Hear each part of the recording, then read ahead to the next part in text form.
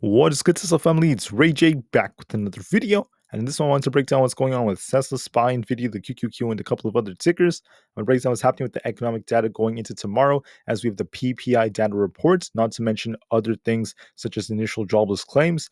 I'm also going to break down what's happening with the news involving Tesla, as we got a big downgrade from Wells Fargo, leading to Tesla selling off like how it did today. And I'm going to talk about what the trust is suggesting as we have some new technical developments for Tesla, SPY, NVIDIA, the QQQ, and all of these other tickers. But before I break into all this information, before I get into any more details, let me just mention a couple of things. I am firstly not a financial planner, so take nothing I say as financial advice. And also, if you guys can, please check out the Moomoo link, which is down below and in the description. If you sign up for Moomoo, the link down below, and deposit $100 into the account, you are guaranteed 5 free stocks. If you deposit $1,000, you're guaranteed up to 15 free stocks, and the offer ends very soon. Anyways, when it comes to Tesla, we got a bit of a sell-off today because of some bad news that came out. And this is something that's not necessarily a surprise at this point. Tesla keeps on going through this cycle where it tries to pop in the daytime, then we end up getting this sell-off because of even more bad news. And bad news has been plaguing Tesla this entire week, right? We had a lot of things coming out for the last week when it came to the negative news about the fire in the Giga Berlin. We're very close to it, which led to the power outage. Not to mention the very weak numbers we got from the Chinese registrations. And we just got all these downgrades for Tesla. So this is what's leading the share price to just selling off like crazy, seeing lots of this fear making up sentiment. But the question is, what's going to happen to Tesla moving forward? What could I tell you about the charts as we have more data coming out? And what do I predict is going to likely happen? So I'm going to talk about that a little bit later into this video. Let's first talk about some data, which is very important. So for tomorrow, it's going to be March 14th, 2024 at 8:30 a.m. Eastern Standard Time, an hour before the market opens. We have a lot of data coming out. We have the PPI data report coming out, which is going to be super important. Now, why is PPI so important? It's basically wholesale inflation. It's just like CPI, except for the wholesale producer side. And this tends to be a leading indicator for CPI. This tends to dictate the way CPI is going to come out for the next report. So it's very important to watch for this to see what kind of like hints this gives us. Now, this also affects like the Fed's policies and the current views of things. That's why it's going to be important. So for tomorrow, PPI year over year, we want this to be around 1%, very close to where the forecast and consensus happen to be. If it's hotter than that, that's going to be a bearish catalyst for the markets if it's way too hot. For a core PPI year over year, we want this to be around 1.9 to 2%. If it's above 2%, that's going to be bearish. If it's 2% or lower, it's going to be just fine. For core PPI month over month, so that's relative to the previous month, we want this to be around 0.2 to 0.3%. If it's above 0.4%, that's going to be bearish. If it's at 3%, 0.3%, excuse me, or lower, that's going to be fine for the markets. And then PPI month over month, this is all items PPI. We want this to be around 0.3% on the spot. If it's below that, it's going to be even better. If it's above 0.3%, that's bearish as well. So this is going to be very important data. Not as crazy as CPI, because remember when CPI came out, we saw the market going berserk. We saw SPY just all over the place. And at this point, we have to wait and see if PPI causes a similar reaction. It may not be as aggressive as volatile, but it does tend to cause some big moves. On top of that, at the same time, at 8:30 a.m., we simultaneously have some jobs numbers coming out. So watch for initial jobless claims. We want this to be around 218 to 219,000. I don't think this is going to be the biggest catalyst, though PPI is more important. So we'll see what happens. Moving forward, at 10 o'clock a.m. Eastern Standard Time, 30 minutes after the market opens, we have business inventories coming out. Very minor data. At 11:30 a.m., we have the 4-week and 8-week bill launches, which could cause some volatility. And at noon, we have the 15-year and 30-year mortgage rates coming out. All of that's very, very minor data, may not cause insane moves, but I do think we could get big shifts around 11:30 a.m. once all this data is released. So we'll see what happens at that time. The most important times to be watching for are before the market opens when PPI comes out, and also 11:30 a.m. in my opinion. Now, when it comes to earnings, I'm not going to really say anything about the current ones. I didn't see anything too significant or really worth talking about for right now. But for tomorrow, I'm going to be talking more about them since we have Dollar General, Dick's Sporting Goods, not to mention Adobe after the market closes. Now, when it comes to the Fed's policies, the next FOMC meeting is in exactly 1 week, and right now the market is pricing in a 99% probability of the Fed keeping rates the same. That's very, very important because we're expecting the Fed to kind of skip. And the reason why that is because if you look at the latest inflationary numbers, things were not looking the best. When you look at CPI actually went up a little bit in the previous report. Core CPI month over month was a little bit hot, but overall, all the other numbers were as expected. So it was very mixed. Some things were a little bit hot, so you want to be very careful with these reports.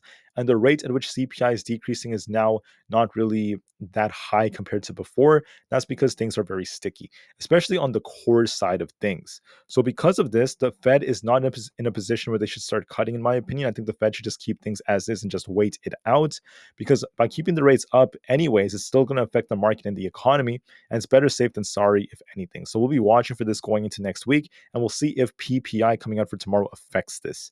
For the fear and greed index, right now, this is at greed. People are very greedy. They're still kind of buying into the market. SPY is still holding up quite well, but we're going to be watching to see if there are any adjustments right now. The VIX is very, very indecisive. It's barely kind of like hovering around our 50 daily moving average, which means it's waiting for a surge in volatility, which will likely come when the data comes out tomorrow. So we'll see a big move most likely, and we'll see what happens to the VIX. Now, what happened to Tesla? Why did Tesla sell off so aggressively? Well, we have good news and we have bad news. The good news is Elon Musk had a lot to say about Tesla. He did mention earlier that the next FSD update is going to be very, very useful as Tesla reduces their neural nets and helps improve many of the capabilities, such as its like functionalities around streets and turns. But on top of that, Elon Musk also visited the German Gigafactory. I gave you guys more details about this in my earlier video. But just as a reminder, he said that he just is very grateful for the Tesla team. He said, "I love you" to the entire team, which is very awesome. Came over there to address a lot of changes and the fact that the factory is back online. And on top of that, he met with some officials in regional areas to talk about current policies, expansion plans. He also met with some economists over there as well in Germany. And he mentioned that the future is very, very bright for Tesla, and they're going to continue to try to get back to their key production capacity, at least over there in Germany. So that's what Musk has been saying. So far, so good. He thanks the whole team. He said, and I quote, "Thanks for the hard work to the Tesla Giga Berlin team and support from the community. The factory is back online. Good news for Tesla." But this good news was not really enough to really help Tesla. Tesla popped a little bit yesterday when the news came out that they restored power.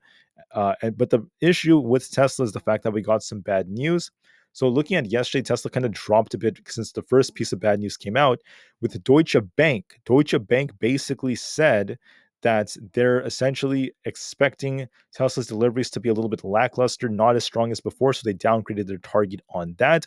And that's why Tesla sold off yesterday.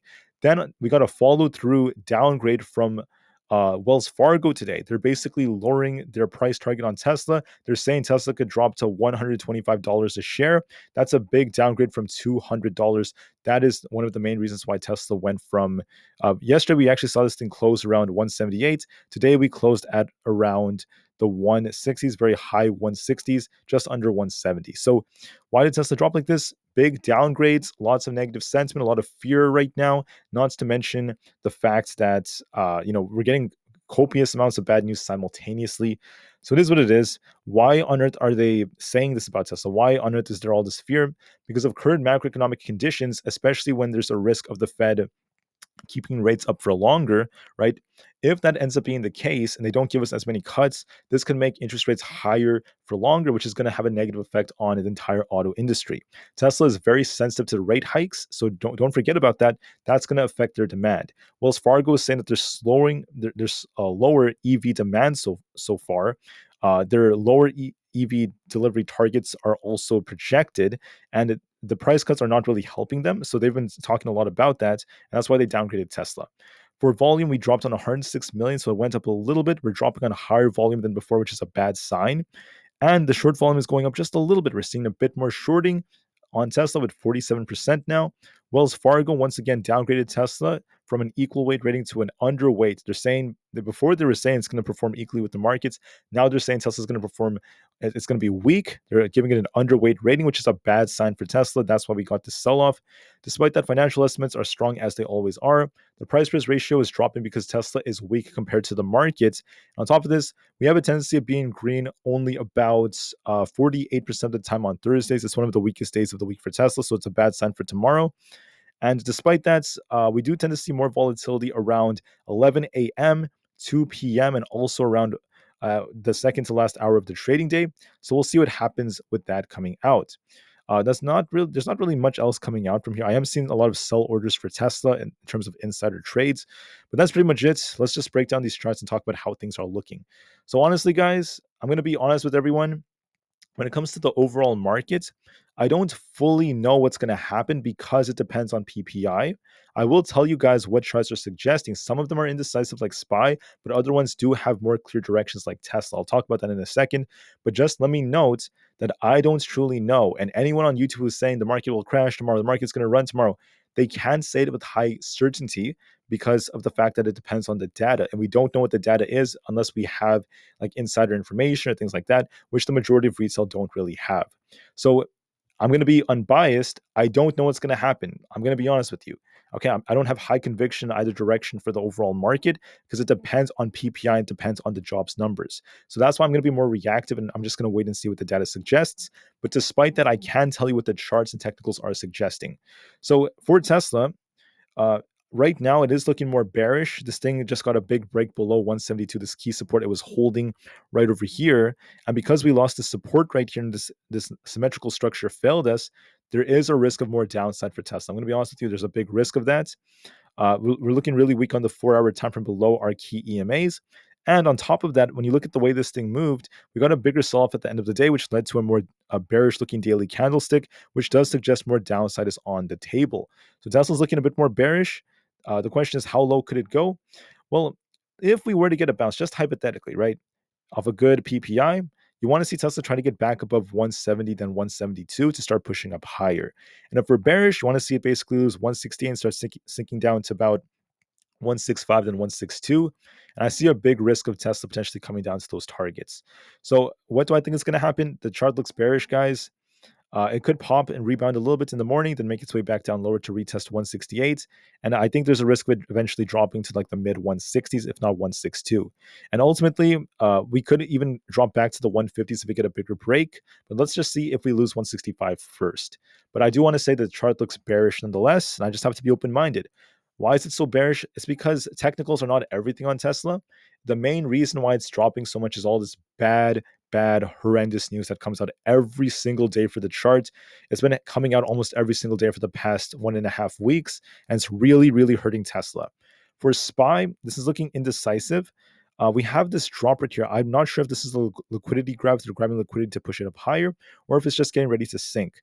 So we have this range right here. For bullish, you want to see it break 517.5.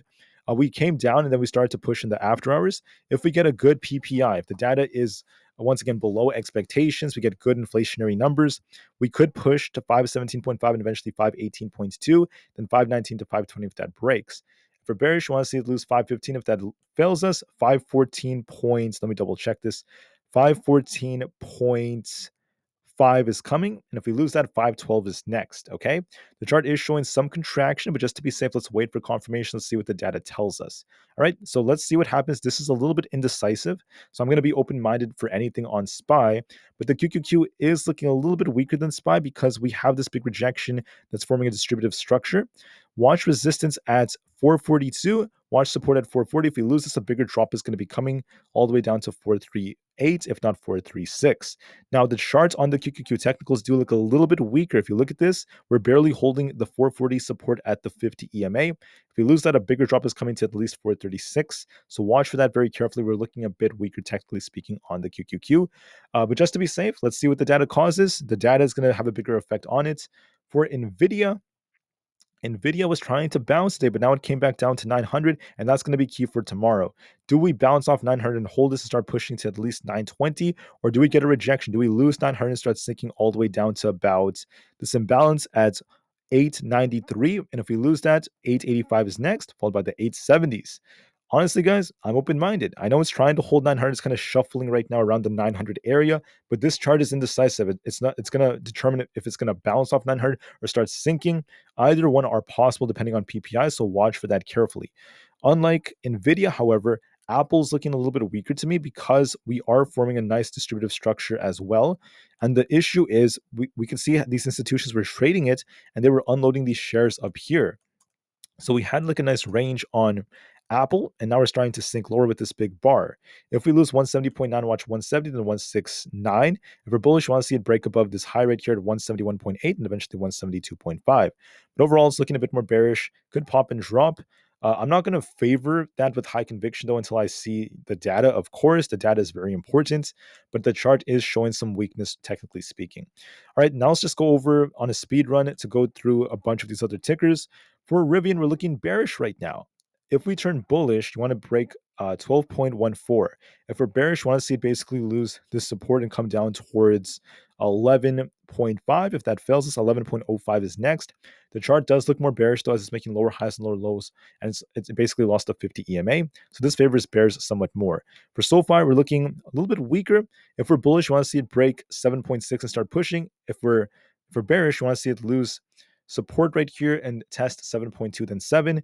It does favor it coming down to 7.2, but just to be safe, we'll wait and see. Now, technically speaking, ARM is looking bullish. If it breaks 132.5, we're going to be looking for a push for 134. For bearish and it rejects, you want to see it lose 130 flats and come down to very close to 126. In my opinion, it's looking more bullish. It's going to fight for 132.5, and we'll see if it rejects or not. It does look like it might try to push through this, but this may depend on PPI. Technicals are not completely sufficient, but it does look a bit more bullish.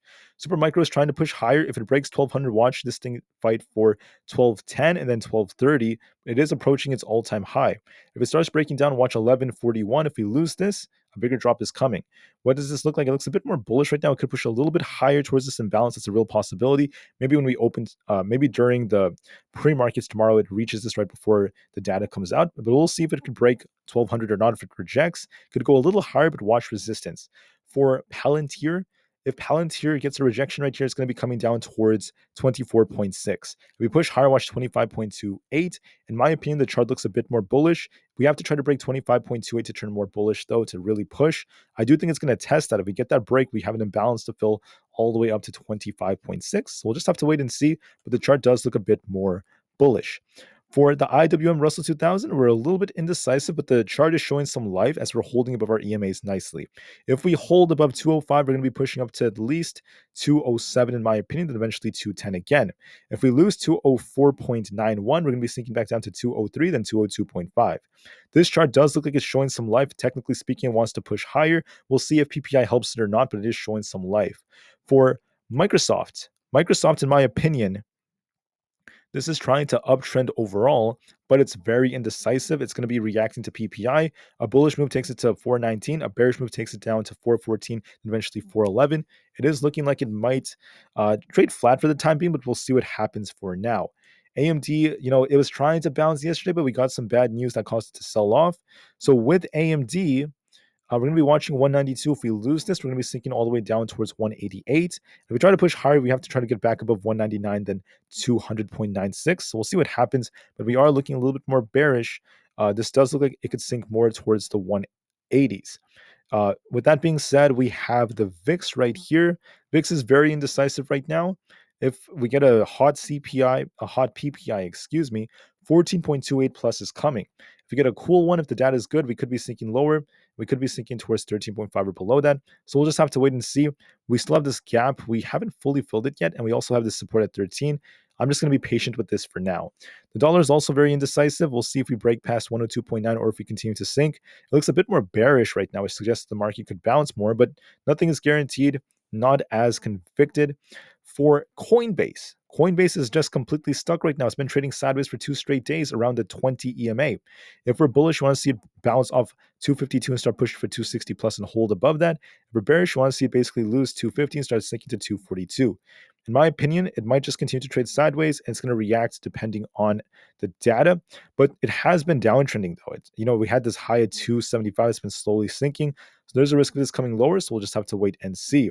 For Google, the one and only Google, we're looking bullish. It's trying to hold above its 20 EMA at 140.96. If we hold above this, we could be pushing for 143.5 because we have an imbalance to fill. That's bullish looking to me. This imbalance is right here at 143.5. If we're bearish, we want to see it basically lose 140, then hit 138. The chart does favor 143.5. It looks a bit more bullish, but we'll see if PPI helps it. Amazon's trying to push up higher, looks bullish right now. If we keep going, 178 is next. If we turn bearish, watch 175.38 and then 175.